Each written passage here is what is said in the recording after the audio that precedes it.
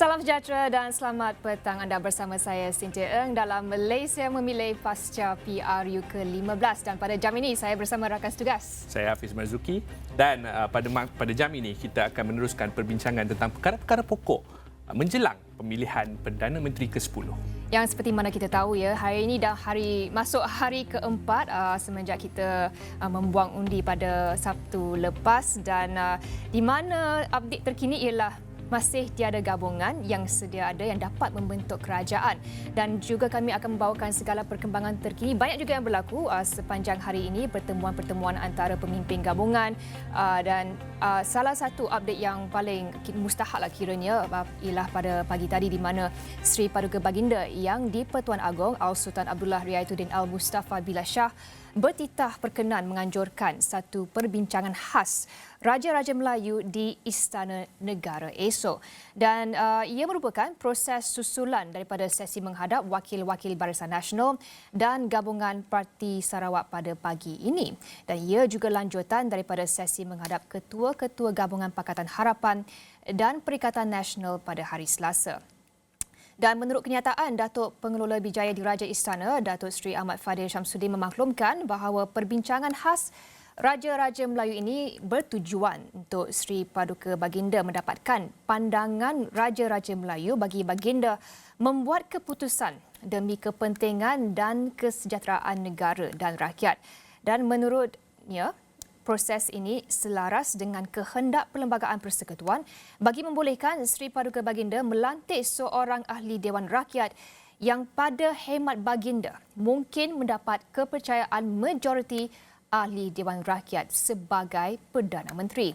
Dalam pada itu, Yang di-Pertuan Agong turut menyeru agar seluruh rakyat dan semua pihak terus beristiqomah dan bertenang sehingga proses membentuk kerajaan baharu selesai.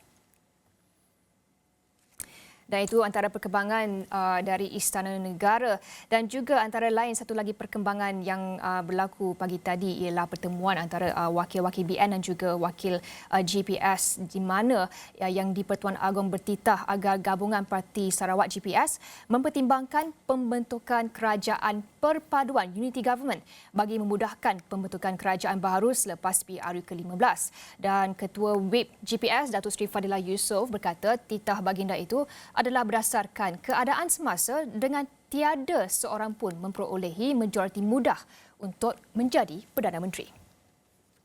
Tuanku telah memberi nasihat bahawa hasratnya dalam keadaan tidak ada seorang pun yang mendapat simple majority untuk sokongan menjadi Perdana Menteri, maka beliau berhasrat kalau dapat untuk kita berbincang mempertimbangkan sama ada boleh ditubuhkan kerajaan unity, kerajaan perpaduan. Dan sebab itulah tuanku memberi nasihat pandangan Baginda mengapa perlu adanya diwujudkan unity government. Itu dia Cynthia, kita lihat di sini nampaknya kebuntuan politik masih lagi belum dileraikan ketika ini dan sebenarnya selain daripada itu perkembangan yang terbaru kita tahu bahawa pimpinan Barisan Nasional BN dan juga Perikatan Nasional PN ada bertemu di salah sebuah hotel terkemuka di Ibu Negara dan difahamkan bahawa pertemuan tersebut sudah selesai dan ia berakhir sekitar jam 5 petang tadi.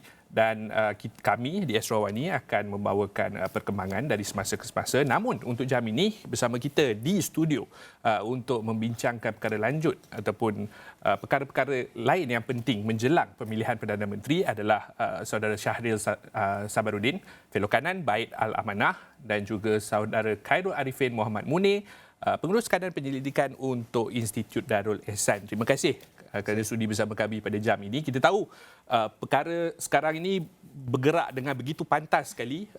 Update makluman terkini datang satu persatu. Tetapi saya sedar, saya ingin mulakan diskusi kita dengan mengambil maklum kerisauan ataupun kegusaran rakyat di luar sana. Di mana ramai rata-rata yang saya bertemu resah, gelisah, setiap 1 jam tanya siapa Perdana Menteri. kita tahu kebuntuan politik ni hasil daripada parlimen tergantung. Tetapi kita nak tahu, adakah parlimen tergantung ini satu perkara yang baik atau buruk untuk proses demokrasi negara ini? Mungkin saudara Syahril boleh mulakan dulu. Terima kasih banyak. Okey, of course kalau kita lihat this political impasse ni memang tak memberi sebarang keuntungan kepada negara. Itu jawapan yang paling jelas.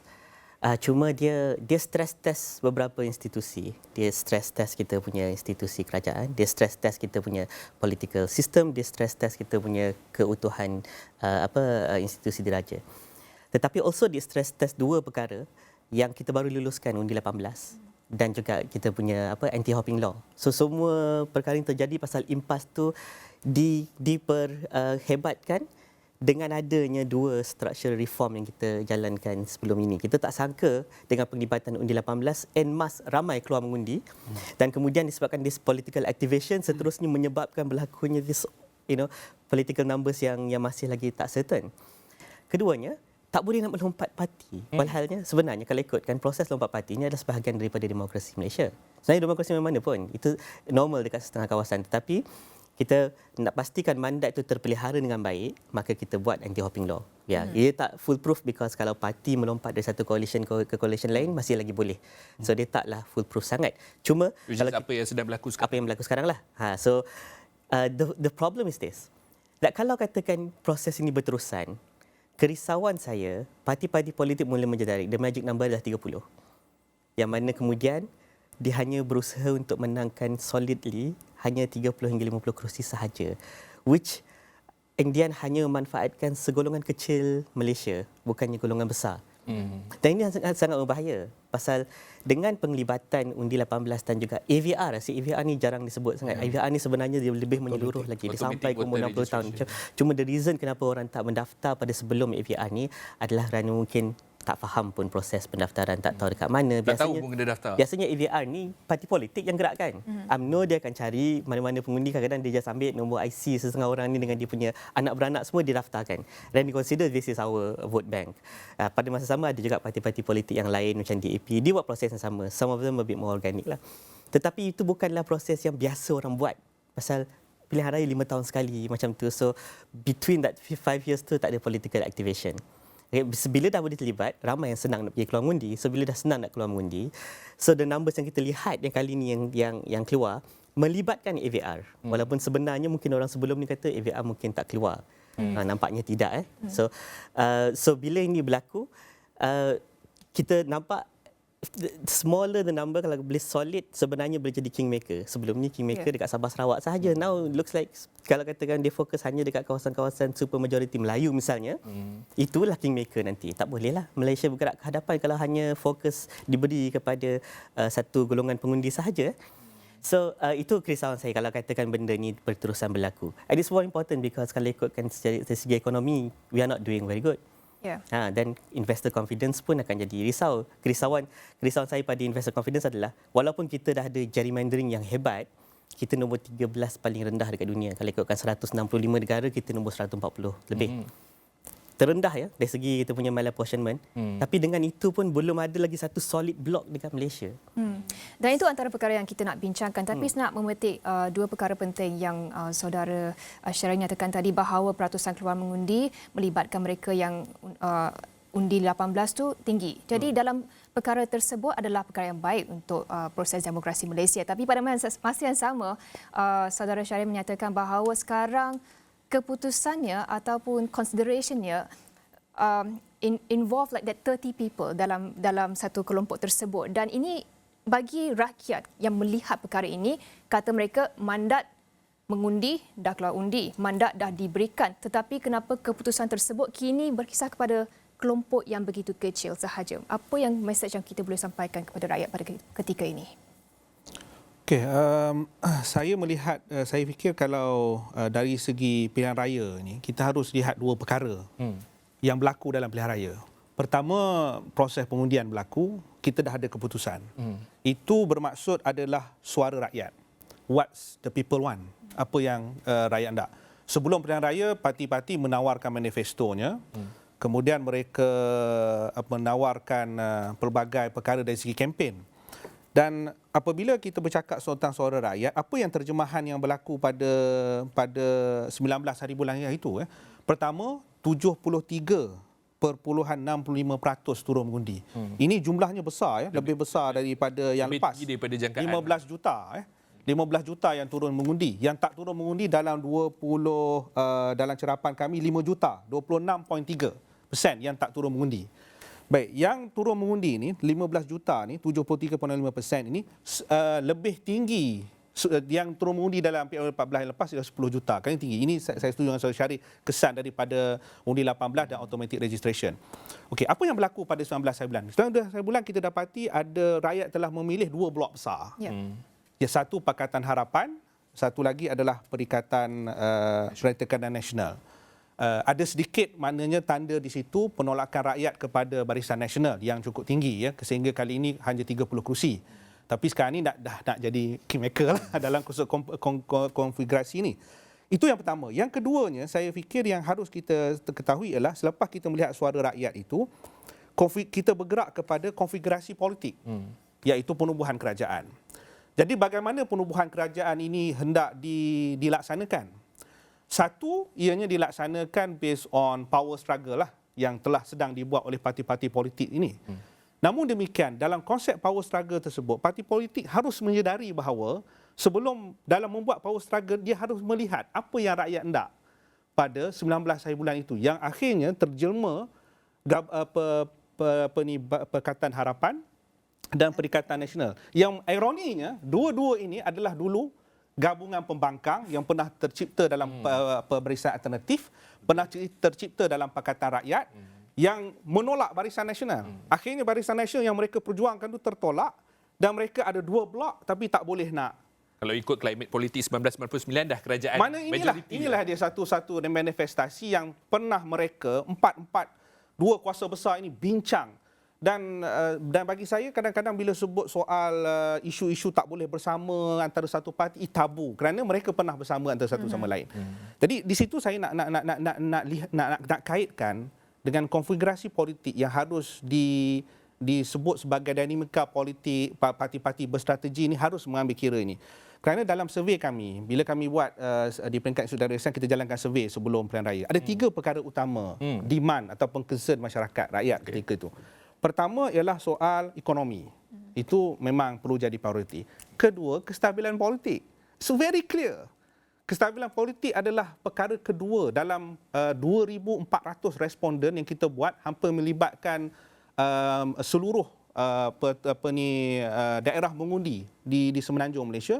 Dan yang ketiga soal integriti. Saya rasa ini 3 perkara pokok yang harus dilihat oleh parti politik dalam mereka berbincang melihat apa sebenarnya yang terjelma dalam kotak suara tu. Ini harus diletakkan sebagai perkara yang paling utama sekali. Tapi Saudara Khairul, bila kita lihat, bila kita bercakap dalam perbincangan antara parti politik, tapi kita lihat reaksi daripada para pengundi di luar sana, boleh katakan split.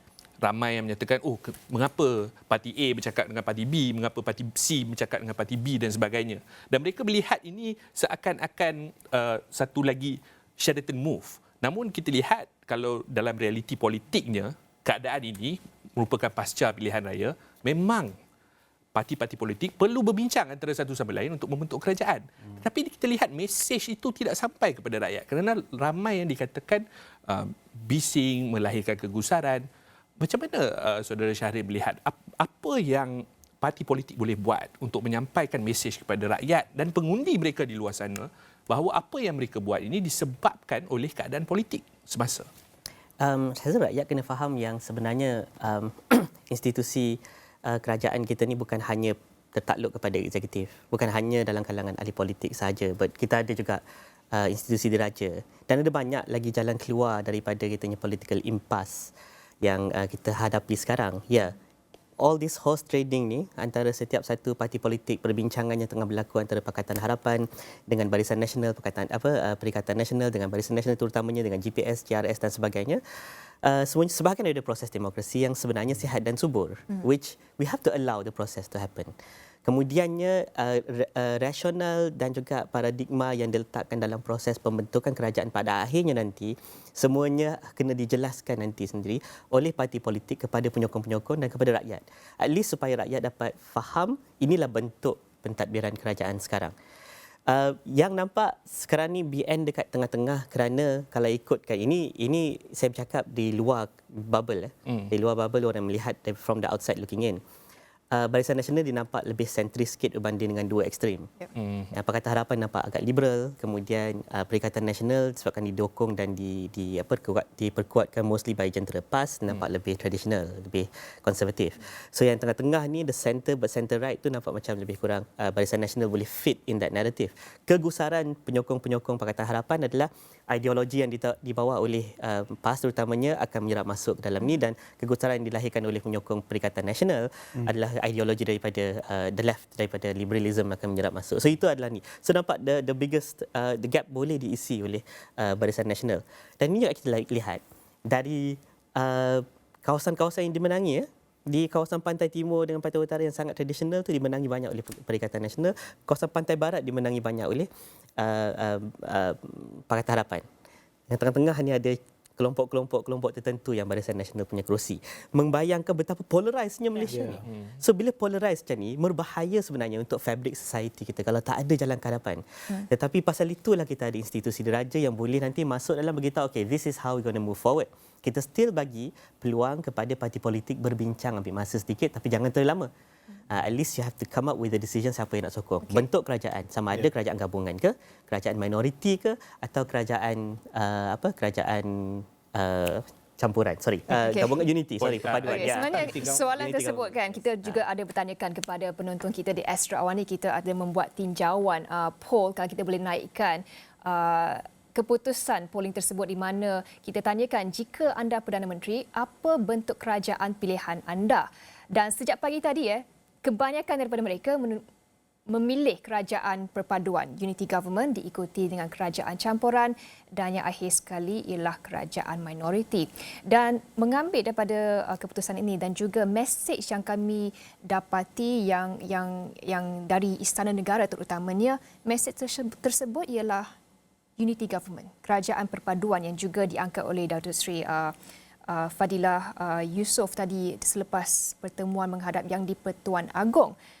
Namun, sekiranya kita mengambil kenyataan daripada Pengerusi Perikatan Nasional semalam, Tan Sri Muhyiddin Yassin, katanya tidak mungkin ingin bekerjasama dengan Pakatan Harapan. Jadi, deadlock ini, sekiranya inilah tempat ataupun direction yang terbaik untuk Malaysia ambil ketika ini untuk kita gabungkan ataupun mencari commonality dari aspek polarization dari segi pengundi.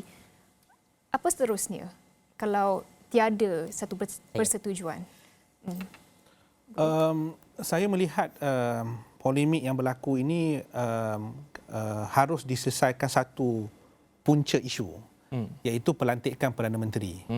Mesti ada seorang yang need to chair the chairmanship untuk membentuk apa yang disebut oleh inilah kerajaan campuran ataupun kerajaan perpaduan. Jadi yang itu penting. Dan dalam suasana yang ada sekarang ini mungkin nampak kalau semua pihak-pihak telah meletakkan kuasa itu kepada ataupun sedikit sebanyak memohon kepada Yang di-Pertuan Agong untuk mencari jalan penyelesaian. Saya fikir itu antara perkara utama yang harus diselesaikan di peringkat kita untuk itu. Kena beri peluang untuk satu nama. Kita namakan sebagai Perdana Menteri dan ia diberi ruang untuk membentuk coalition government ni. Basically one person must be invited to form the government. Yes, Dijemput. yang itu saya fikir. Dan saya ingat banyak tokoh-tokoh perundangan juga menyebut demikian. Malah kalau kita lihat bagaimana yang berlaku di UK apabila berlaku hang parlimen selepas perlarian di antara Labour Party dengan dengan Conservative Party, David Cameron ketika itu tak cukup majoriti minority government. Jadi apa yang dibuat ialah dia diberi peluang oleh monarch pada ketika itu untuk form government, dan akhirnya dia berbincang dengan Lib Dem ketika itu, Nick Clegg. Walaupun perseteruan semasa debate Perdana Menteri dan sebagainya agak ni. Jadi disebabkan beliau sedikit leading, jadi dia diberi peluang. Jadi saya fikir asas itu harus kita selesaikan dahulu. apa ni, dan mungkin insya-Allah kalau ada besok kita pasti haraplah ianya akan dapat diselesaikan. Saya rasa daripada situ baru kita boleh menuju. Maksud saya episod ini perlu selesai satu dahulu Perdana Menteri. Yang kedua kita akan nampak pembentukan kabinet apa sebagainya. Nampak gayanya tindakan yang di-Pertuan Agong memberi ruang dan juga menggagaskan kepada penubuhan kerajaan perpaduan itu, saya fikir antara satu perkara yang menarik, dan ianya bukan tak pernah berlaku di Malaysia. Kita pernah berlaku zaman Tun Razak. Kemudian baru-baru ini pun pernah berlaku. Ya. Dan itu saya nak bawakan sebenarnya kerana bercakap mengenai kerajaan perpaduan seperti yang Karen kata, ia bukanlah perkara baharu di Malaysia kerana telah wujud Hafiz waktu negara dilanda pandemik COVID-19. Jadi pagi tadi kita juga ada bersama penyelidik Undang-Undang Perlembagaan Datin Dr. Faridah Jalil dalam program Malaysia Memilih pada siang tadi, dan beliau turut menyatakan komennya mengenai kerajaan perpaduan. Kita dengarkan dahulu. Sistem kita memang dah I mesti sama jadi pembangkang ataupun I jadi kerajaan. Ya. Kita tidak belajar untuk menyokong berasaskan kepada merit. Kepada merit. Sedangkan kita jangan lupa bahawa bila kita menghadapi kerajaan kita sebelum ni, kerajaan COVID, kerajaan tebuk atap lah, macam-macam kerajaan tu, semua mereka ini kita sudah ada kerajaan perpaduan. Siapa yang duduk dekat dalam kerajaan kita itu adalah gabungan daripada macam-macam parti. So jadi kalau kita sekarang ni pun tiba-tiba hendak meruntuhkan perpaduan yang kita dah nampak dalam cara kerja ahli-ahli parlimen yang datang dari pelbagai parti, ia bergerak sebagai sebuah kerajaan, pembangkang pun boleh sign confidence and supply vote. Ya. Masa dulu kan? Betul. Mungkin dia tak panggil tu, dia panggil nama lain, tapi sebenarnya itulah dia. So jadi bila kita baca, saya pun duduk, saya fikir apa sebenarnya yang kita nak gaduhkan sekarang. Sedangkan dalam tempoh COVID 2 tahun itu tadi, sehinggalah dibubarkan kerajaan itu telah beroperasi dalam keadaan di mana pelbagai pihak, pelbagai parti menganggotiinya dan pembangkang boleh bersetuju. Ya. Dan kita boleh dapat banyak beberapa akta-akta yang kita tengok semua boleh bagi undi solid. Solid, betul. So kenapa pula tiba-tiba hari ini ahli-ahli bekerja belum jadi sah sebagai ahli parlimen lagi lah. Okay? Mereka-mereka yang telah dimenangkan, sebagai ahli parlimen, nak bawa kita semua bergaduh, berpecah belah. Apa sebenarnya yang perlu digaduh sekarang? Betul, itu sebenarnya persoalannya kan, kita lihat di sini. Tapi saya ingin membawa diskusi kita balik kepada saudara Syahril, di mana kita bercakap tentang keperluan untuk melantik seseorang untuk membentuk konfigurasi bagaimana. Tetapi kita lihat ketika ini deadlock dia layered by sentiments. Kalau pilih person A, camp B akan marah. Pilih person B, camp A akan marah, right? Jadi bagaimana kita nak menyelesaikan kebelut itu? Mungkin saudara Syahril boleh menambah kepada penerangan yang dibuat oleh saudara Khairi. Kalau saya boleh tambah dan sebenarnya disentuh sikitlah perkara itu. Unity government ni banyak negara-negara yang maju dah eksperimen. Kanada banyak. Kanada until now is a minority government lah. But then basically dia ada macam some kind of agreement dengan ni, which Indian ada bagi some kind of formality, but also contohnya macam Israel. Israel konteks dia tahun lepas 2021 dia buat unity government sekali dengan right wing Islamis punya parti terlibat dalam semua kerajaan. Dalam. Ya. Dan menarik, mereka ada sistem penggiliran Perdana Menteri. Exactly. You see, tapi tak sempat dah. Tak sempat. Mengatasi beberapa perkara yang kita hadapi sekarang. Satu, ideologi punya perbezaan. Yang kerisauan penyokong-penyokong dan orang yang bagi undi kepada, let's say, Perikatan Nasional kerana ideologi ataupun kerisauan terhadap ancaman-ancaman yang mungkin dibawa oleh puak-puak liberal kalau ikutkan bahasa mereka lah. Dan juga pada masa sama kerisauan yang dibawa oleh penyokong-penyokong yang menyokong Pakatan Harapan atas haluan ataupun jalur politik dan ideologi Perikatan Nasional. Itu. Bila ada form unity government, of course nombor satu adalah mencari Perdana Menteri yang boleh adil pada dua belah. Tak ada kecenderungan ataupun agenda yang boleh menyebabkan kerisauan dalam kalangan pengundi. Keduanya adalah fungsi government akan dapat diberikan untuk asas setiap seorang daripada pengundi ini diadres ataupun diberi peluang untuk terlibat sama dalam dasar. Ketiganya adalah survival politik parti-parti ni. Saya rasa the reason kenapa Barisan Nasional ni strategik sekarang because mereka dah soundly defeated, dia sedar. It's best to be dekat pembangkang untuk build balik dia punya base. Tapi kalau perlu terlibat, dividen politik yang tinggi perlu lihat supaya dia boleh meneruskan dia punya dia punya survival politik lah on that particular party. It's important pasal apa? Pasal macam saya sebut tadi tu. Kata even with our gerrymandering dan kita punya malapportionment yang menguntungkan hanya satu jenis blok kepartian, masih lagi belum ada sound political block dalam kerajaan. Kita masih lagi dalam impasse. Investor akan melihat benda ni. Kita tahun 2020 kita punya credit rating daripada Fitch jatuh BBB+. Kemudian kita punya kita punya foreign direct investment jatuh 2020. Jatuh hingga 68%. Philippines mengatasi kita, jauh mengatasi. Jangan cakap Singapura lah. So, kan kita nak terus-menerus, Kita ada banyak lagi masalah lain. Banyak lagi masalah lain. So, the reason kenapa macam, let's say, macam Israel, Ireland semua boleh form unity government because dikenal satu problem, which is COVID-19. Itu sebagai the common enemy pada waktu tersebut. Kita kena berbahasa hati setiap satu parti politik, berbahasa hati melihat satu common enemy juga. Common enemy Perikatan Nasional dan Pakatan Harapan pada waktu pilihan raya adalah Barisan Nasional. Itu dah defeated. Sekarang ni common enemy adalah untuk setiap parti politik adalah memastikan Malaysia ni boleh maju ke hadapan dalam keadaan kita ni dicabar oleh pelbagai dimensi cabaran. Jadi kepentingan negara mestilah mengatasi kepentingan diri dan juga kepentingan politik. Tapi apa yang kita lihat sepanjang beberapa hari lepas, itu bukan ceritanya. Ya. Cuma saya nak sentuh sikit. Saya rasa satu perkara yang harus kita lihat dan rakyat di luar sana juga harus sedar bahawa apa yang menariknya ini adalah satu proses. So dan uniknya ianya memberi satu pengalaman yang luar biasa kepada rakyat Malaysia bermula daripada 2018 sehingga kini kepada satu kematangan demokrasi. Sebab dia berlaku dah dekat negara-negara lain. Kadang malah ada negara hampir 1 tahun baru boleh 500 hari. Belgium. 500 hari baru ni. Malah beberapa negara lain juga begitu. Dan ini tak dapat dilihat sebelum 2018 apabila hanya satu parti Barisan Nasional yang berkuasa ketika itu hampir 13 kali pilihan raya. Jadi bagi saya ini satu perkara yang dinamik. Kalau kita lihat dari segi tense masyarakat, 2018 lebih tense. Dalam kajian kami ketika itu civil servant lebih tense sebenarnya bagaimana nak mengurus ni perubahan. First time.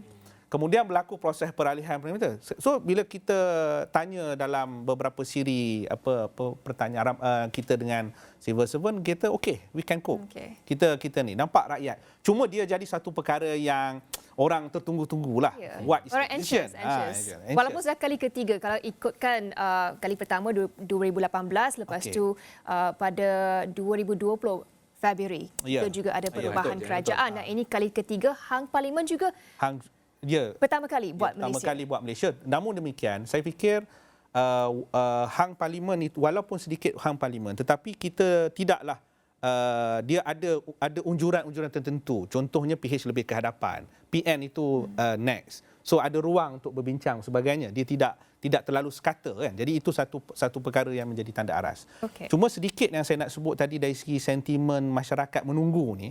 Saya rasa satu perkara juga yang harus dilihat ialah culture tu. Apa yang sebut saya, sebab kadang-kadang parti politik terlalu memainkan semasa berkempen dalam politik Malaysia ni. Hampir dah 60 tahun kita sentiasa menggunakan saya istilahkan sebagai culture of fear. Ini selalu digunakan. Fear of the others. Fear of the others. Politik takut ni, ini selalu digunakan. Sebab itu best. Itu yang paling mudah. Kita berkempen, kalau sokong ini akan jadi begini-begini. Itu satu perkara yang mudah. Tapi itu satu perkara yang harus diperhalusi supaya jadi orang punya excitement sekarang ni dia dalam senario itu. Yang saya rasa harus dilihat dengan lebih positif lagi. Dan ini kita kena elakkan sebab bila politik of fear ni digunakan dalam pilihan raya dan akhirnya dia menyebabkan orang tiba-tiba takutlah nanti perubahan, takutlah orang ni naik. Jadi ini yang saya rasa tidak baik untuk masa depan negara. Kalau bukan politik of fear, sudah pasti kita bercakap tentang politik of policy lah dan sebagainya. Tapi bila kita bercakap tentang menakut-nakutkan ni, mungkinkah tahun 2022 adalah masa yang terbaik untuk kita mulakan reconciliation, healing process di Ya. mana tak ada parti yang jahat. Semua parti berniat baik untuk Malaysia. Adakah kita boleh mencapai arah itu, Saudara Syaril? Saya ikut secara idealnya proses demokrasi ini adalah proses yang berlangsung 5 tahun kalau ikutkan dia punya ni lah. Kalau dalam masa 5 tahun tu adalah masa untuk parti politik mendapat mandat membuktikan kepada rakyat dia boleh perform. Dan dia boleh perform, dia boleh menunaikan janji satu, dia boleh meletakkan negara pada landasan yang baik, terbaik untuk ekonominya. Pasal itu sebelum daripada 2008, kita lihat tak banyak sangat polemik. Pasal Malaysia diletakkan atas landasan ekonomi yang bagus. Tetapi pada waktu tu, rantau Asia memang sedang berkembang dari segi ekonomi. Kita adalah industrializing. Tapi dia dah somehow sampai dekat plateau sikit. So kita nak mencari ekonomi baru dan ekonomi yang makin disruptif ni membuatkan ruang lingkup pemikiran kita atau institusi yang kita ada untuk membangunkan ekonomi jadi makin lama makin tak relevan dan sebagainya. Jadi and then the demands of the electorate, bila makin banyak penglibatan 18 tahun ke atas ni, demand dia lagi multidimensional, bukan hanya demand dari segi ekonomi, but also demand dari segi komunikasi. Macam mana kita nak bercakap, apa jenis konten yang kita nak sampaikan, apa jenis message politik, apa jenis janji, semua tu jadi macam sangat kompleks untuk satu-satu parti politik betul-betul garap, you know.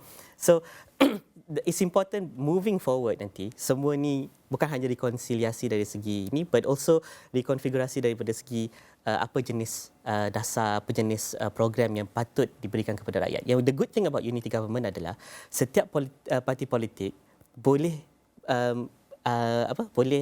memastikan janji-janji yang telah ditawarkan semasa pilihan raya dapat ditunaikan. Best of three, We four have the best of three worlds. Yeah. So it's good sebenarnya kalau ikutkan untuk rakyat.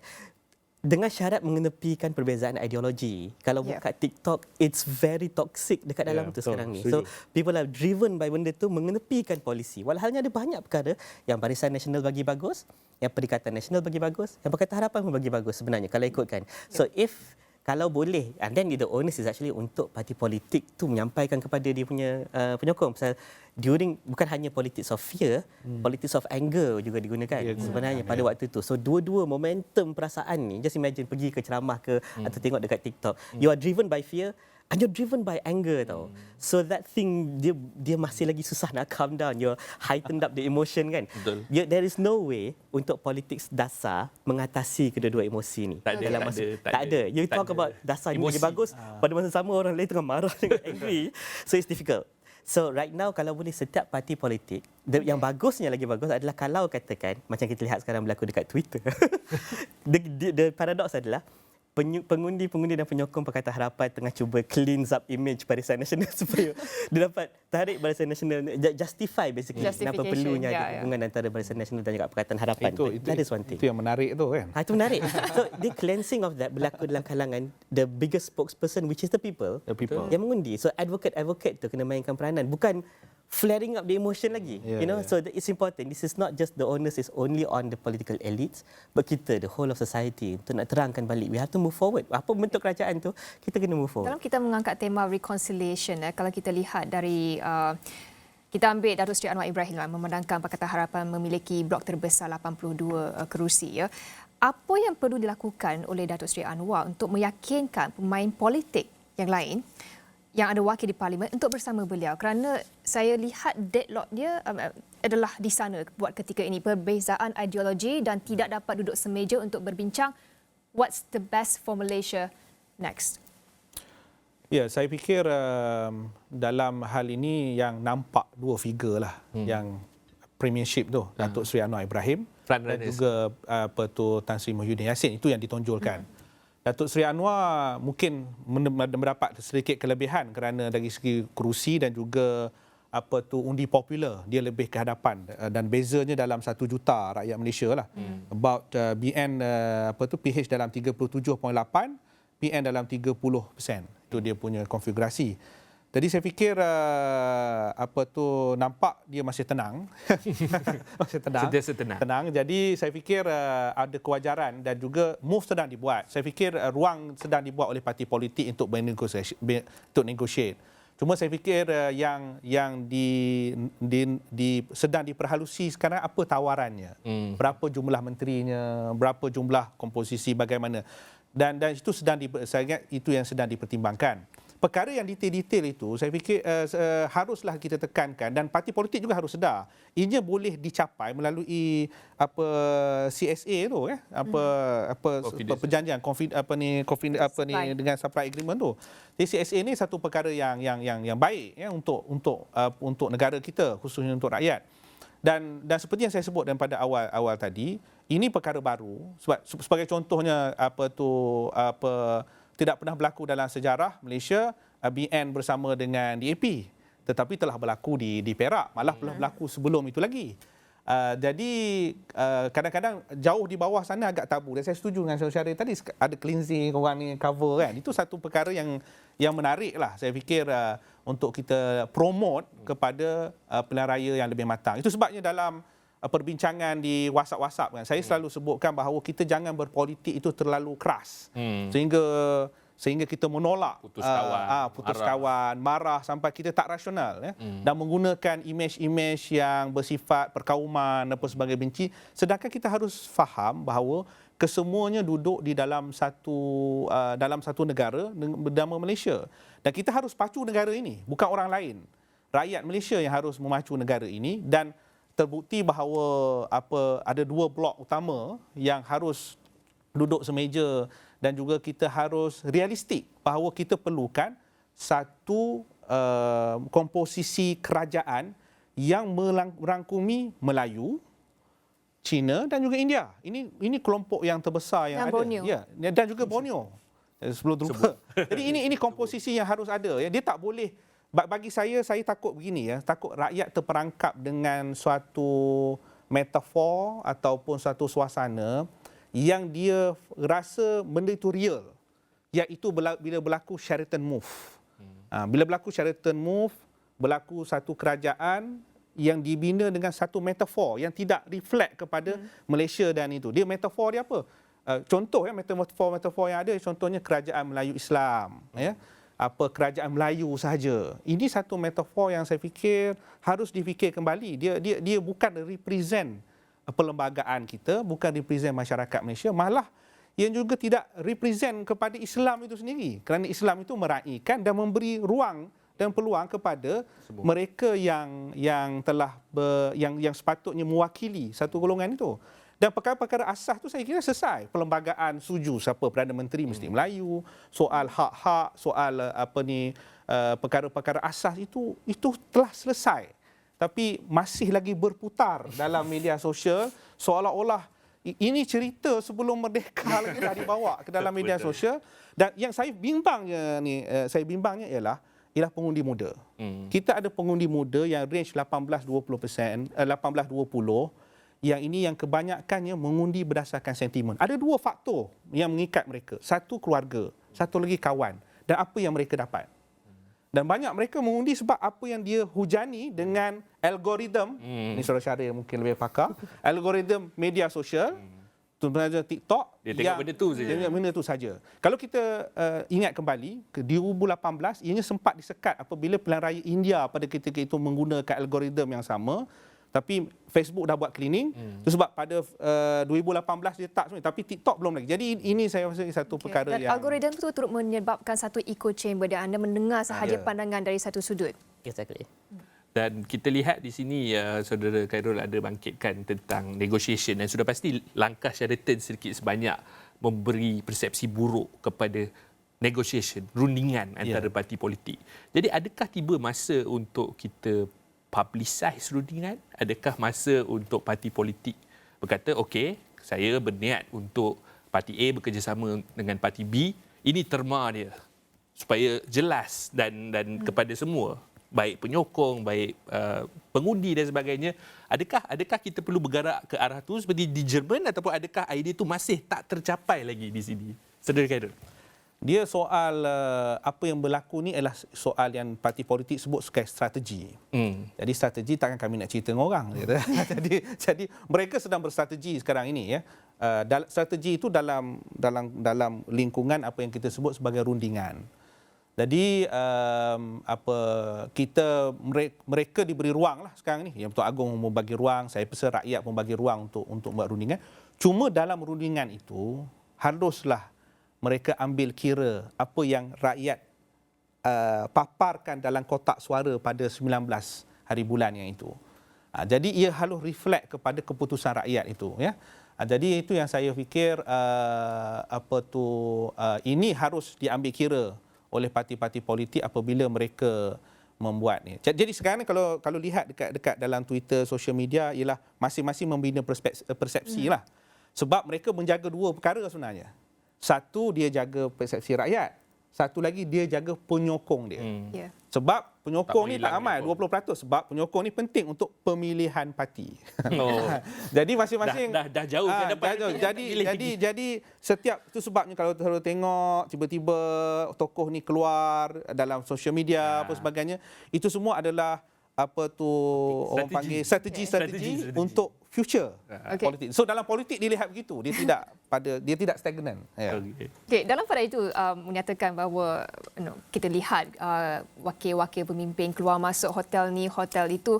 Tapi pada akhirnya, walaupun kita dengar banyak kenyataan daripada ketua-ketua parti mengenai SD saya ada ini, jumlahnya SD ataupun saya menyokong gabungan ini. Politik tapi pada SD. akhirnya, keputusan itu di tangan siapa buat ketika ini? Susah juga nak jawab, not that straightforward lah. Saya rasa esok akan ada rundingan kan. Not rundingan, esok ada mesyuarat khas Majlis Jaya Raja. So kalau ada kebijaksanaan dalam kalangan kita punya Conference of Rulers untuk jalan keluar, kalau sekiranya parti-parti politik masih berdegil lagi untuk tidak mahu create a unity government ataupun kerajaan yang lebih dilihat stabil tu, then we have to fall down on kita punya safeguard, which is the royalty. So luckily kita ada Conference of Rulers. So in that sense nampak macam kita tak adalah macam akan sentiasa terawang-awang macam layang-layang putus tali. Akan ada keputusan insya-Allah pada esok, harap-harapnya calon Perdana Menteri dan bentuk kerajaan. Dan it's important for stability. Dan it's good juga kalau dilihat macam Perak dah move forward dah. Perak dah tak nak stop. Pahang pun I think most likely would move forward. Walaupun against the larger wishes of penyokong-penyokong tadi. Penyokong-penyokong mungkin kata macam kenapa sekarang ni dah brainwash setiap hari daripada dulu. Jangan bekerjasama dengan dah tak tahu macam mana kan. But now kerja. It's important to note one thing. Strategik juga bagi pihak Perak ni buat begitu. Yeah. Menteri Besar sekarang dia memegang portfolio yang mencemaskan bagi pengundi-pengundi Melayu khususnya. Okey. Kewangan, tanah, ada agama Islam. Ya, agama. So maknanya there is a strong safeguard. So kita tak ada argument yang strong sangat begitu kata macam yang akan dipimpin oleh DAP ke apa ke, semua tu dah mellowed down sedikit.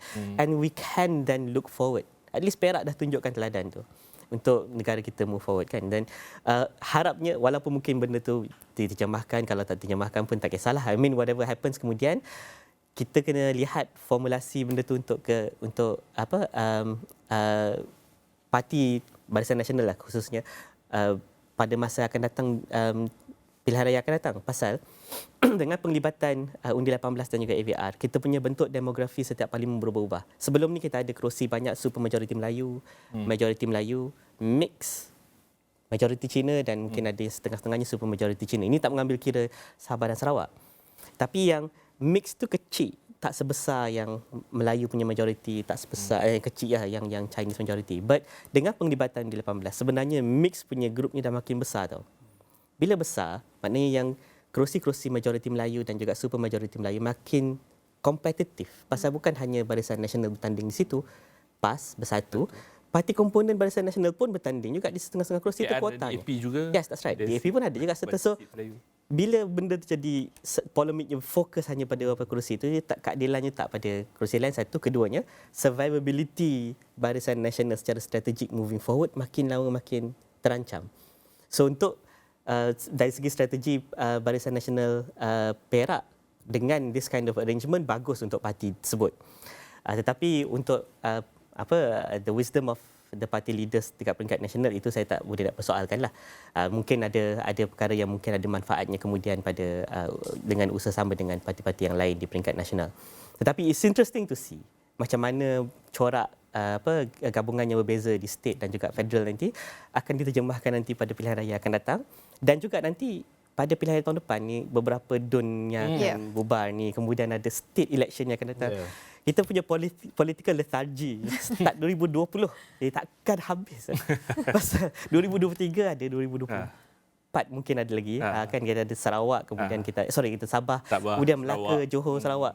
So it looks like this political climate tu akan sentiasa ni, It's akan going to sentiasa be hype. tiring for a while. I think for a long while. It looks like that. Bila kita bercakap tentang model Perak, dan saya rasa terpanggil untuk melihat kepada model yang dikepalai oleh ataupun ditunjukkan oleh Perak. Agak swift sebenarnya, Saudara Khairul, cepat dia punya pembentukan tu as compared to Pahang. Dan saya rasa sebagai wartawan dan mereka yang melihat dan cover election, kita tahu bahawa Pahang ni lebih tend to lean konservatif. And saya sebenarnya memikirkan bagaimana kita untuk capai satu situasi di mana parti-parti politik di negeri dan di persekutuan tak perlu sentiasa berada dalam jajaran yang sama. Adakah itu satu kemungkinan yang boleh kita terokai dalam masa-masa yang akan datang? Okey. Menarik di politik Perak ni, saya rasa satu perkara yang menarik politik Perak ni ada beberapa perkara. Pertama, politik Perak ni sentiasa dalam sejarahnya bergolak. Kalau kita lihat dalam beberapa siri lah. Semua dia berlaku dulu, lepas tu baru Malaysia berlaku. Dia berlaku. Okey. Yang keduanya, satu perkara yang menarik ialah ini kali pertama gabungan Barisan Nasional dengan DAP berlaku, tak pernah berlaku dalam sejarah sebelum ini. PAS dengan DAP pernah berlaku, Pakatan Rakyat, Barisan Alternatif dan sebagainya. So unik. Malah pilihan raya 2018 dan juga PRU15 dan 2014 ini memberi ruang kepada semua parti-parti politik pernah menjadi kerajaan. Ini buat pertama kali dalam Malaysia. Jadi semua orang dah ada experience untuk menjadi kerajaan. Okey. Kalau kita lihat politik di Perak, dia sebut tadi agak cepat kerana ada latar sejarahnya. Kalau kita lihat sebenarnya kerjasama di AP sedikit sebanyak dengan BN telah berlaku ketika MB yang ada sekarang yang nak naik dulu kan, dan menyebabkan Datuk Seri Peja satu-satunya calon bersatu pada ketika itu jatuh. Jadi dah ada situ. Maksudnya dah ada perbincangan di mana perbincangan, dah ada perjanjian untuk membantu sebagainya, itu dah ada. Saya ingat itu sebab membolehkan proses ini lebih cepat, ditambah pula komitmen yang Duli Mahamudin Sultan Perak juga mahukan memberi indikasi-indikasi Perak perlu segera form government walaupun dia melibatkan kerajaan perpaduan. Jadi ini satu contoh yang baik saya fikir. Jadi namun demikian biasanya rundingan negeri ini dia mesti ada kait dengan federal. Itu biasa berlaku. Saya tak fikir MB tidak merujuk kepada chiefnya di federal. Itu berlaku. Itu sebab bila berlakunya Sheraton Move, berlakunya domino effect kepada beberapa negeri. Jadi perbincangan itu ujuk berlaku, tapi contoh dah berlaku di Perak. Jadi sedikit sebanyak rakyat Malaysia boleh melihat, wah, boleh duduk bersama. Okay. Jadi saya nak ambil contoh Perak kerana Perak ni menarik. Ya. Barisan Nasional di antara 3 gabungan terbesar tersebut menang kerusi yang paling sedikit.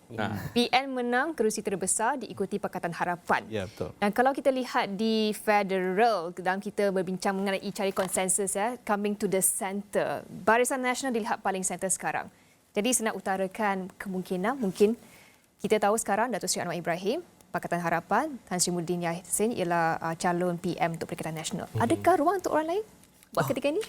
Sebenarnya ada. There is a potential. Kalau katakan macam the offer from Perikatan Nasional, yang agaknya mungkin nampak semakin the optics from the political lens yang dibawakan oleh all of this political maneuvering dengan Barisan Nasional bercakap dengan dengan Pakatan Harapan julung-julung kali, dan the excitement that was built dekat sana kan. Kalau pressure tu sampai ke level yang mungkin Indian ada keperluan untuk Perikatan Nasional tawarkan jawatan Perdana Menteri kepada Ismail Sabri kembali, I think that's a possibility. Dan mungkin itu akan lebih menarik. It's just who dangles the best carrot di depan Barisan Nasional sekarang. The irony is now the biggest loser becomes the biggest winner dalam election kali ini. But that's politics. But the thing is, kalau katakan macam ni, you see, dia tak adil juga pada rakyat yang mana yang mengundi against Barisan Nasional. You see, because supposedly they are decimated kan, Barisan Nasional in a sense. So mungkin kita perlu bergerak, kalau kita perlulah bergerak ke masa depan, kita kena buat run-off elections mungkin. Run-off election. Tak ada siapa yang menang 50%. So the two biggest coalition ni diberi lagi sekali satu peluang untuk Dan go to antara election. mereka dua je. Jadi penyokong-penyokong Barisan Nasional ni kemudian diberi kembali suara untuk mengundi salah satu daripada dua ni. Ataupun abstain from mengundi at all, and then pilihan tu jadi lebih ni. Itu banyak berlaku dekat presidential elections di Germany misalnya, di France kan. Tapi dalam keadaan Malaysia sekarang, dalam keadaan ekonomi Banyak yang pula tidak election. menentu dan orang pun dah tak sabar kalau kita nak tengok sentimen di luar sana, adakah satu run-off election ni satu perkara yang reasonable untuk diadakan pada ketika ini? I don't mean now lah. Memang sekarang ni kita rasa tak cukup. Banyak lagi pembaharuan institusi dan juga especially pembaharuan politik dan demokrasi perlu dilakukan di call election. Misalnya is one thing yang kita boleh foolproof kita punya anti-hopping law. Tetapi you see, biasanya kalau kita ada law yang kita dah approve, dia mengambil masa untuk kita test constitutions yang kita dah ni. The crisis for that constitution might happen like 5-6 tahun, 10 tahun. Mungkin satu generasi baru kita ada constitutional crisis. Tapi nampaknya macam tahun lepas kita kita buat dua largest democratic punya amendment. Tahun ni stress test. Who would ever know? So it's good now kita ada perlu lebarkan perbincangan tu untuk also add on some other acts untuk nak jadikan dia a bit more foolproof. And then kita tengok perubahan demokrasi ni tak nak stop dekat sini saja. That's why kalau kata yang kita perlu buat cerita pasal run-off, kalau berlaku lagi let's say next election, it means that it's important to have. Because kita kena faham satu benda, Barisan Nasional macam mana pun dia ada pengundi asas tegar dia yang mungkin takkan beralih mana-mana pun. And if this is the barometer, maknanya 30 kerusi ni memang solid Barisan Nasional sampai bila-bila. Just imagine kalau katakan macam it becomes the kingmaker sampai bila-bila. So looking at the long dia fokus at that lah. Fokus itu sajalah. Dan kalau katakan macam tu, the dangling carrot that Barisan Nasional tengok what is in it for this 30 seats saja. Seperti juga Sarawak dan Sabah. Sarawak Sabah ada juga kursi-kursi dia yang mana, okay, if you want our support, MA63, nah, what is it that you can actually offer to us antara dua coalition ni? Setakat bagi tawaran Perdana Menteri atau Timbalan Perdana Menteri tak memadai selagi tak address keperluan sebenar nanti. So that will have to, ada lagi satu, another kind of political uncertainty. And kita kena faham itu benda. Even let's say kalau katakan Barisan Nasional decide nak support mana-mana gabungan, because of anti-hopping law ni tak foolproof, tak semestinya stabil. Still boleh tarik support kemudian. Bila tarik support kemudian, then we go back to square one. Just imagine. Dan pada akhirnya, kerajaan terbentuk ketika selepas ni, PM dah dipilih, kerajaan terbentuk. Kita nak kerajaan yang berpanjangan dan stabil dan bukan boleh terjadinya vote of no confidence dalam beberapa bulan di tengah jalan akan datang. Banyak lagi yang kita nak bincangkan, tapi ketika ini kita ingin ke rehat dahulu. Kita kembali selepas ni.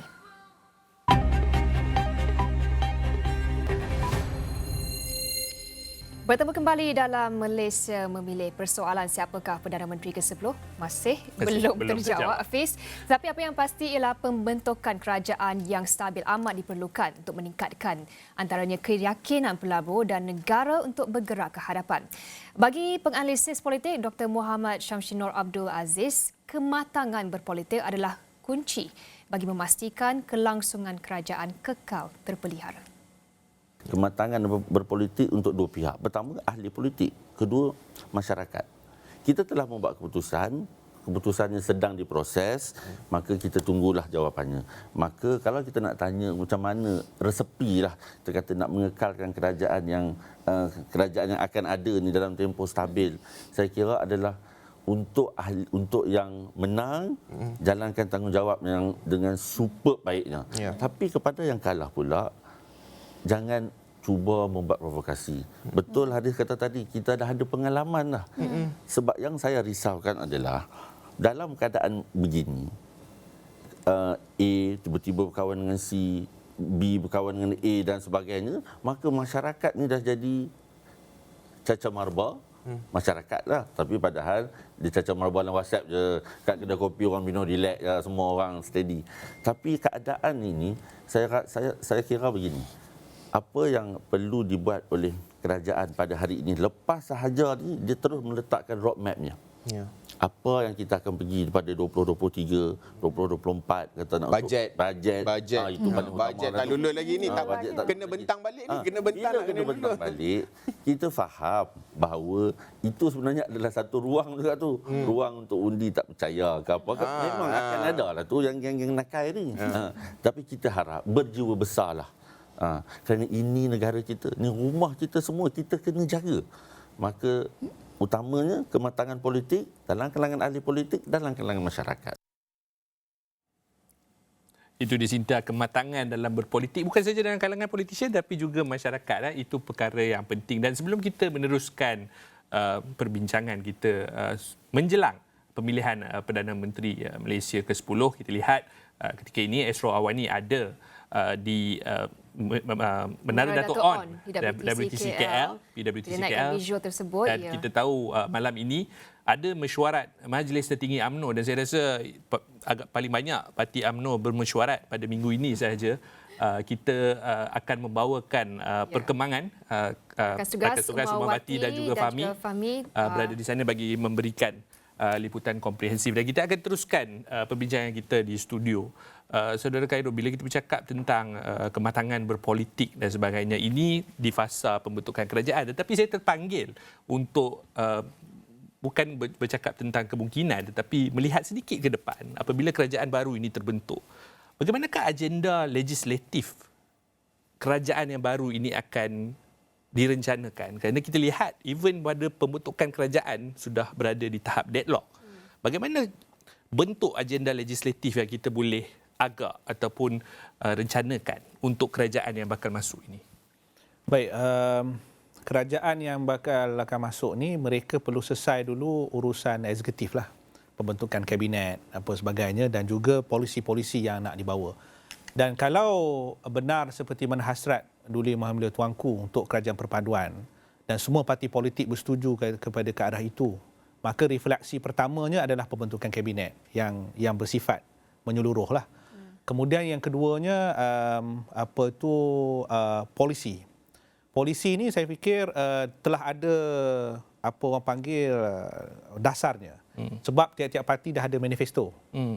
Dah ada manifesto. Jadi manifesto tu boleh diletakkan di atas table, dirundingkan yang mana yang nak didahulukan untuk kepentingan rakyat. Saya fikir itu yang harus dibuat segera oleh parti politik. Apabila itu berlaku, maka dia akan membawa ke arah di Dewan Rakyat, Dewan itu kerajaan apabila membentangkan dasar apa undang-undang yang nak dibawa akan mengarah kepada ke arah bagaimana yang dihajatkan, mengambil kira lah aspirasi rakyat. Okey. Dan di peringkat parlimen sendiri, saya fikir ruang itu akan terbuka. Maksudnya tidak semestinya mereka itu sebenarnya dalam blok bersama dengan sokong kerajaan tidak boleh mengkritik. Jadi ini kalau kita lihat di dalam beberapa parlimen di dunia yang sifatnya rasionya sama banyak, mereka boleh mengkritik walaupun mereka berada dalam aliran kerajaan ataupun pembangkang, dia boleh mengkritik. Jadi ruang ini harus kita iktiraf. Bagi saya ianya harus diiktiraf dan setiap MP boleh mengkritik dan sebagainya atau boleh membukakan cadangan-cadangan. Dan ini saya fikir agak unik nantilah untuk kita lihat bagaimana nanti manifestasi kepada kerajaan itu nanti. Apa di Dewan Legislatif itu nanti dari segi berbahas dan sebagainya. Dan mungkin semangat menghormati itu lebih tinggi, ya. Politik kematangan politik dan politik adilisme itu akan mungkin makin diangkat sebab kita dah duduk dalam koalisi kan. Jadi takkan nak threaten kerajaan. Threaten dan sebagainya. Jadi yang ini saya fikir satu perkara yang menarik dan yang pentingnya ialah rakyat itu. Itu sebabnya seruan saya pada rakyat ni. Rakyat ni kena jadi rakyat yang cakna. Jadi rakyat jangan rasa takut untuk approach ahli politik. Kalau perlu kita beritahu sesuatu pada ahli politik, cadangkan apa sebab kita mesti menjadi rakan yang betul-betul proaktif bersama dengan politik supaya perkara itu boleh dibawa sebagai sebahagian daripada polisi. Dan polisi itu pastinya untuk keuntungan rakyat. Soal nanti bagaimana survival parti politik, yang itu kita nilai kemudian. Dengan report cardnya nanti, biar rakyat menilai dengan lebih matang. Jadi rakyat juga jadi check and balance, bukan Ya, saya sahaja setuju. pembangkang. Okey, bagaimana pula dengan Syahril kalau kita melihat unity government lah, itulah direction ya. Power sharing agreement apa yang patut terbentuk dalam kerajaan baru ni? Saya rasa first thing, dia kena sedar bahawa kita kena ada satu common areas of agreement dengan apa yang disagree. So kita Where we clear can work and where apa we yang can't kita boleh kerja sekali, apa yang tak boleh kerja sekali dalam kalangan setiap parti politik itu. Keduanya adalah untuk nak melihat lantikan-lantikan politik ni dengan pembentukan kerajaan unity, tak ada pressure dalam leadership untuk nak lantik ni berdasarkan pada parti politik. Boleh ada penglibatan orang luar daripada politik. Teknokrat, orang yang lebih subject matter experts dan sebagainya. So that is a very exciting way moving forward lah. Tak ada banyak sangat politik naungan yang akan ada dalam kita.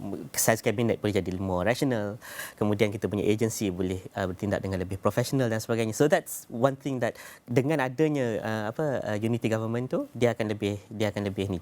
Cuma kalau kerajaan gabungan mungkin bloknya besar, stability in that sense nampak ni, tapi kita akan ada that sense of professionalism kurang lah.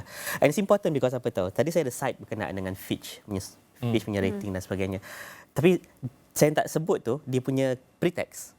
Macam credit rating Fitch tu, bila dia downgrade Malaysia, apa yang dia cite adalah political uncertainty could dampen investor sentiment. You know, a deterioration in governance.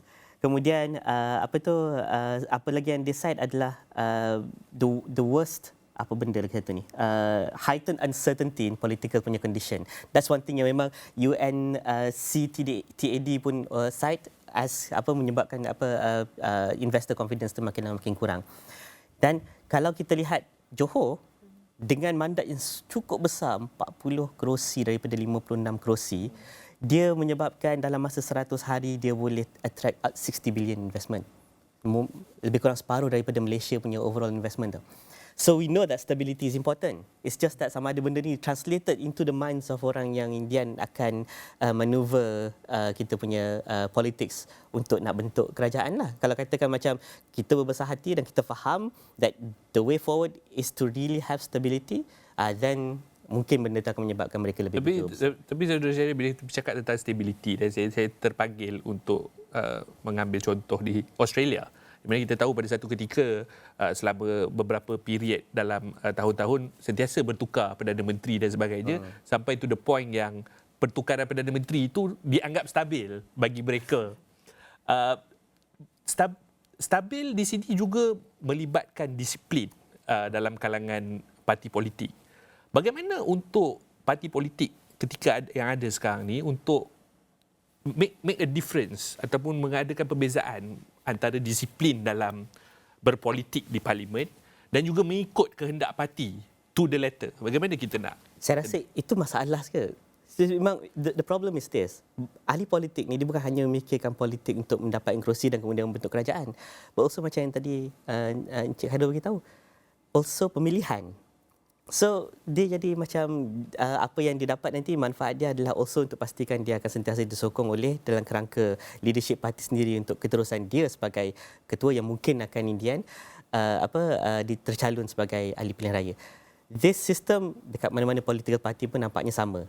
It's something yang memang kita tahu nak move away from. It's quite difficult for us to find a way moving out lah. But dengan stres daripada kita punya multidimensional political demands from kita punya electorate sekarang ni, kita nampak ada willingness untuk parti politik keluar daripada that archaic punya hierarki, memilih orang luar daripada hierarki untuk jadi calon pilihan raya dan sebagainya. That's one step that is a bit positive lah dalam merubah sedikit parti politik punya politics. And then also you have to understand one thing, that Indian ahli-ahli parti ni makin lama makin shrink on top of the other electorates ni, yang diorang ni tak ada political affiliation to party. Partisan politics makin lama makin tak relevan. So that's why moving forward, it's important semua parti politik ni faham bahawa sebenarnya apa yang dia tawarkan perlu lebih luas, lebih besar, lebih holistik pada bukan hanya dia punya political survival persendirian dan juga bukan hanya pada dia punya political party punya members. Bila kita bercakap tentang soal enlarging and the center is getting bigger, kita bermakna to a certain degree fancitas juga makin besar kan, pengundi atas pagar, dan mereka mahukan pelbagai perkara daripada politik, dan tidak semestinya satu parti politik menawarkan semuanya, parti A atau parti B, mungkin sikit daripada parti A, sedikit daripada parti B. Adakah PRU15, keputusan PRU15 merupakan satu greatest lesson untuk parti politik kita di negara ini, bahawa kita patut mengamalkan politik yang moderate, yang tidak seperti yang kita bincang sebentar tadi, bersifat kebencian atau ketakutan. Adakah this result will be able to deliver, pada pandangan Saudara Khairul, teladan buat parti-parti politik dalam negara? Terus terang kalau nak menjawab soalan itu perlu agak sukar juga, kerana begini, kerana bukanlah bagi setengah parti PRU ini adalah lesson lah. Khususnya dalam konteks sekarang ni Barisan Nasional, sebab dia lost banyak kerusi. Tapi namun demikian ada latar yang mempengaruhi. Terus terang saya katakan bahawa politik di Malaysia masih lagi dipengaruhi oleh segmen kaum yang tebal. Kerana apa? Kerana konfigurasi parlimen kita masih lagi berasaskan kaum. So kita tahu bahawa ada kawasan yang Melayu, ada Cina, India. Ini adalah latar kita sejak daripada merdeka. Ini sebenarnya yang perlu diurus oleh parti politik. Ialah bagaimana konfigurasi kaum ini dalam suasana yang ada sekarang ini harus diurus supaya ianya tidak berlebihan dalam menyentuh isu-isu sensitif. Walaupun sebenarnya isu-isu sensitif ini tadi adalah macam saya sebut tadi, culture of fear sebagainya. Sebab bagi orang politik ni, dia punya congakan dia satu je sifir dia, politik of survival. So macam mana dia nak survive? Dalam keadaan sekarang ni pun dia fikir bagaimana nak survive. Itu sebab ada dia punya dan bila nak kempen pun begitu. Jadi apa yang harus kita buat di sini adalah, bila sebut tadi soal kematangan politik, adalah keperluan untuk kita berpolitik jangan sampai melanggar batas. Ini yang saya rasa ada perkara yang ni, sebab isu batas ini ditentukan oleh sentimen. Isu besar adalah sentimen. Dan kalau kita lihat PRU yang baru-baru ini, atas pagar paling tinggi. Kalau PRU lepas, kami mencerap atas pagar dalam data kita dalam sekitar 18% saja. Yang akan buat pengundian pada hari akhir adalah 18%. Tapi kali ini ada 29 ke 30% belum membuat keputusan 2 minggu sebelum penamaan calon. Ada 18% lagi akan buat keputusan pada hari pengundian. Jadi 29% yang belum buat keputusan ni tinggi. Jadi mereka ni akan dipenuhi oleh apa yang berlaku dalam 14 minggu tu. Jadi yang isunya ialah kempen. Jadi kempen itu bagaimana dia mewarnai, dan bahan yang mereka dapat dengan suasana ini cukup banyak. Jadi di situ pentingnya satu perkara yang saya fikir adalah pendidikan politik.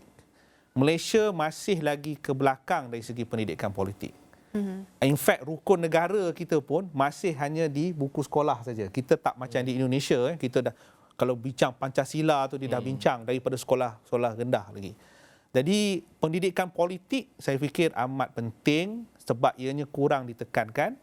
Dan malah yang menariknya, sebab saya nak kaitkan dua perkara, fenomena pendidikan politik ni. Apa yang reflect daripada PRU ni? Pertama, yang tak turun mengundi ada 25 juta yang tak turun mengundi. Walaupun sebenarnya relatifnya dengan 75% turun mengundi ni, bagi negara-negara yang mengamalkan sistem ni tinggi. Setengah negara dalam 60%, 50% saja. Tapi ini tinggi. Cuma yang menarik yang kami tengah cerap sekarang ini ialah undi rosak tinggi. Ya, walaupun tak ada gerakan. Walaupun tak ada golput tu di Indonesia, tapi undi rosak tinggi. Ada setengah kami dapati bahawa dalam 221 parlimen yang baru-baru ni election, ada sehingga paling tinggi 1930 dalam parlimen tersebut undi rosak. Bagaimana kita memahami ini? Protest vote. Jadi adakah ini protest vote ataupun orang tak faham mengundi, tersilap mengundi? Ini satu perkara yang saya fikir kena dilihat. Dua perkara lah saya ingat. Yang ini satu attitude tabiat pengundian, dan satu lagi bagaimana mereka mengundi. Mereka mengundi adakah apabila dia masuk pagar mengundi itu dengan betul-betul conscious, melihat manifesto ke sebagainya, ataupun dia masuk itu dengan sentimen yang dia dapat daripada social media apa sebagainya. Sebab ada yang saya tanya kerana social media yang dia pegang. Jadi ini yang kita kata bahaya kalau kita tak atur dengan lebih menariklah.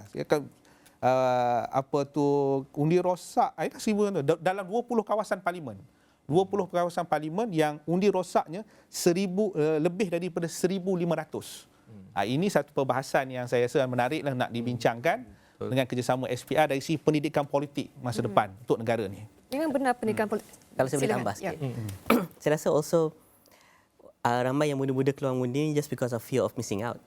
FOMO. Kawan-kawan dia yang dah ada ni, dia nak pergi join nanti dia tak kisah apa yang berlaku selepas tu.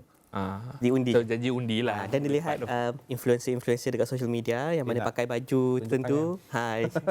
So maybe it's just because of that. So betul, pendidikan politik sangat-sangat penting dan sangat-sangat besar gap dia kalau lihat sekarang. Dan saya juga nak naikkan satu komen daripada tetamu kita pada pagi tadi yang beliau menyatakan bahawa rakyat sebenarnya lebih bijak daripada ahli politik dalam menjangka keputusan PRU15 dan kemelut pembentukan kerajaan. Kata Hisumuddin Bakar, pengarah Eksekutif Ilham Center, katanya sikap optimis parti politik untuk memperoleh 2/3 kerusi parlimen membuatkan mereka lalai dan gagal memahami sentimen rakyat. Kita dengarkan. Rakyat lebih bijak daripada ahli politik dalam mereka menilai prospek ke depan. Dan kadang-kadang begini, apa yang menyulitkan tadi, saya ingin sambung sikit, yang menyulitkan keadaan yang menjadikan begini ialah sebenarnya kita seakan-akan menonton siri The Game of Thrones, iaitu untuk perebutan tahta, untuk berada di posisi Perdana Menteri ini begitu sukar.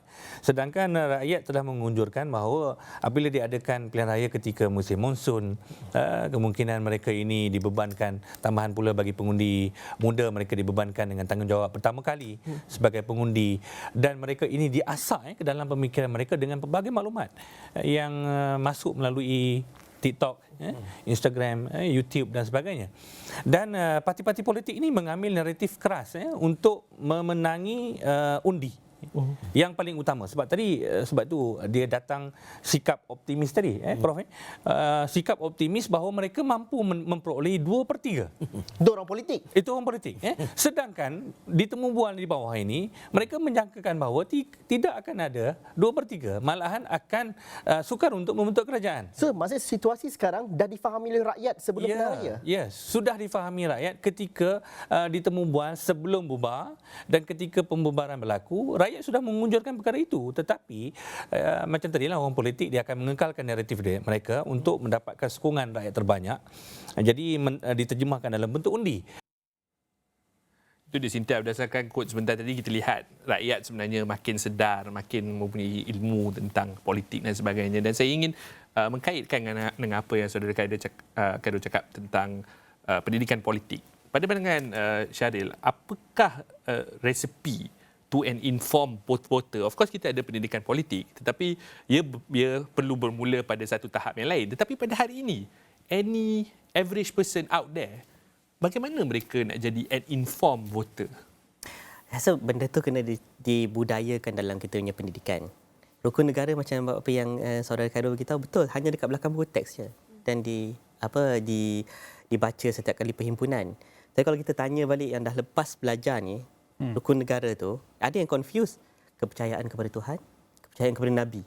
Dia confuse dengan rukun Islam, rukun iman.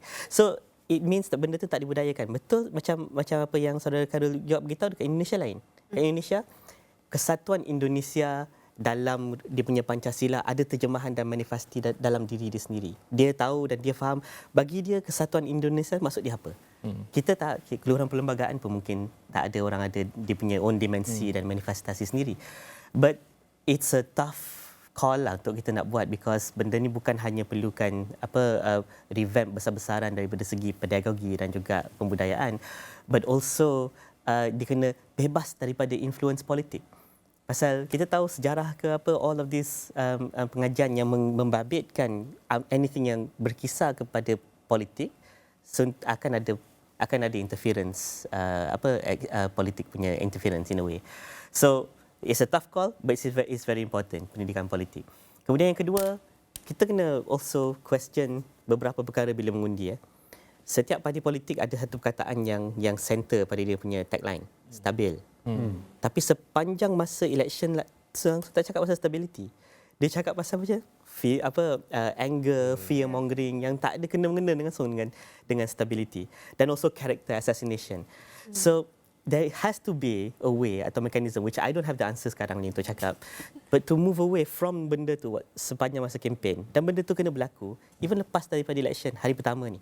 The first order of business waktu any kerajaan terbentuk adalah untuk nak revamp besar-besaran struktur pemikiran masyarakat terhadap institusi politik. Faham bila dia mengundi tu, dia mengundi bentuk kerajaan yang macam mana.